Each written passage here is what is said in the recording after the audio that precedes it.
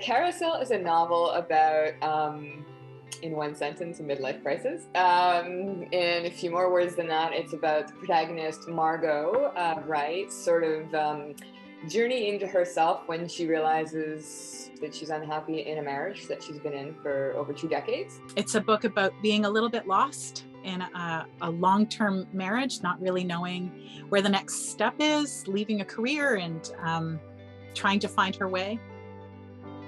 So for the setting, it takes place between Montreal and various states in the US. When I started writing Carousel, I was living in New York, in Oneonta, upstate. I had been there for a couple of years.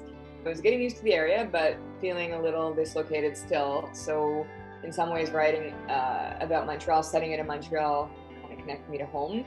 I was born in Montreal, and you can see the neighborhoods that she's talking about. She paints them very beautifully. Yeah.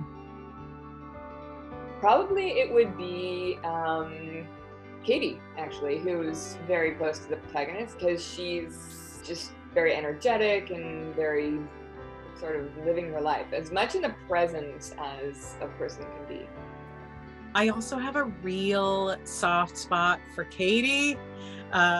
She starts out very frivolous. She's very aloof and free, and she's got this youth about her that I think Margot is quite drawn to.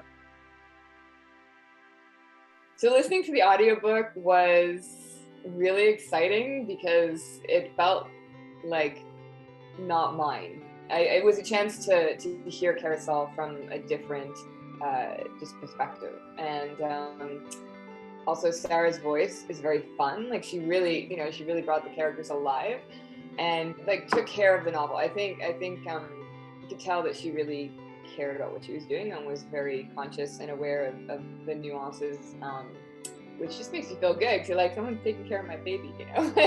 The sound tech that I was working with was really kind, and he was really enjoying the book.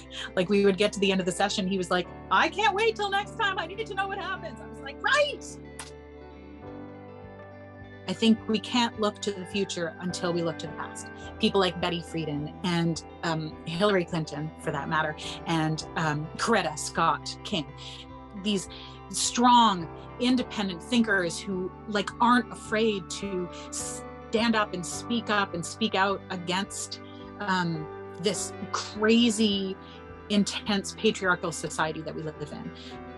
At its most basic, it's supporting feminist voices in literature. But I think also what's important is to just make space and to let those voices come to the top naturally, come to where they're supposed to be, let them find their space, let those voices define who they are rather than somebody saying, okay, well, this is what I think a feminist voice is, and you're going to be slotted here. So I think we're getting there for sure. And Inanna is a pioneer in that, so I'm very happy to be with this publisher.